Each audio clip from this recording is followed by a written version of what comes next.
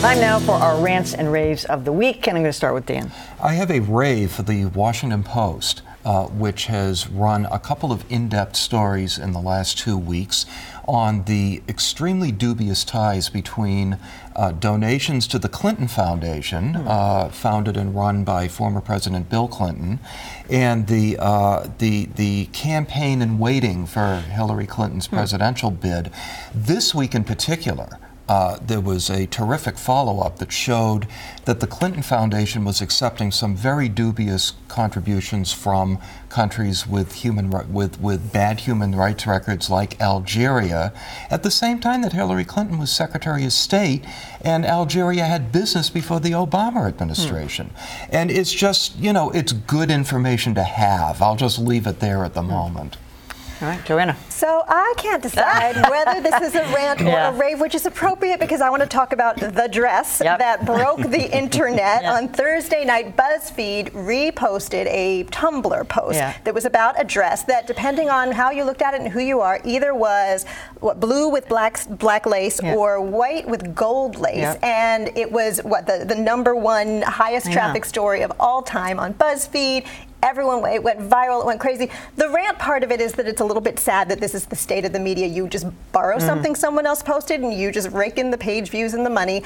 The rave part is there are things that go viral that have zero value. I might put llamas in that category. Oh, I saw that, This is not one of them. I mean, agree. There's a science story behind this. My 10-year-old and I were looking up things about light refraction and overexposure and the brain perception. There's something to it. I'm curious what everyone thinks here and in the audience. I agree with you completely. Well, the really troubling thing about this, I'm sorry. And I was just going to say, I want to know rant or rave, and, I know where you're going with this. Blue or gold. Well, the troubling thing to me was the ferocity of the online argument, as if people were talking about something that mattered.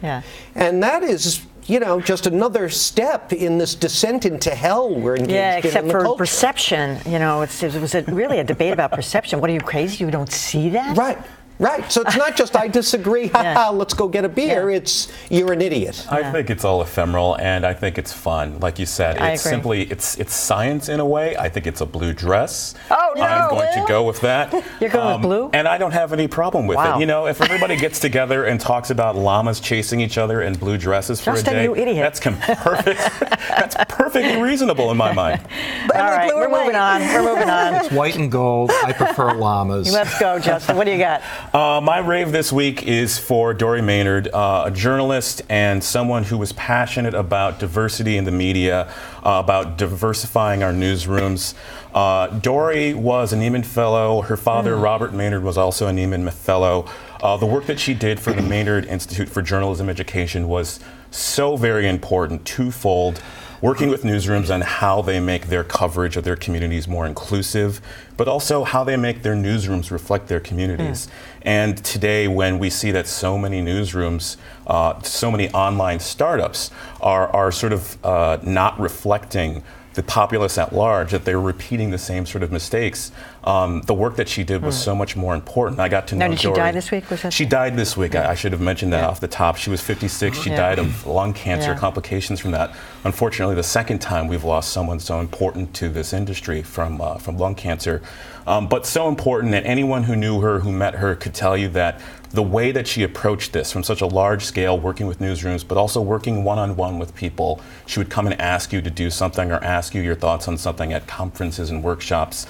The work that she worked so hard on for so many years, hopefully will continue, but she will be so very, very missed. Sorry. All right, John. Well, I have a rant for the breathless, serious, chin-stroking coverage in a wide array of media outlets of the CPAC conference, the Conservative Political Action Conference, a group of roughly 2,000 conservatives, many of them college kids, who gather in a hotel ballroom in suburban D.C. every year, and they conduct a straw poll, which is a perfect predictor of who will not become the next Republican presidential nominee. They never fail. And the coverage of it, as to extrapolate from it an early sign of what's going on in the Republican race, this would be like going to a basketball, a Brandeis Judges basketball game, which routinely draws about the same size crowd, and extrapolating from the chant, "Let's go Judges," America's potential views of the judiciary. cheering.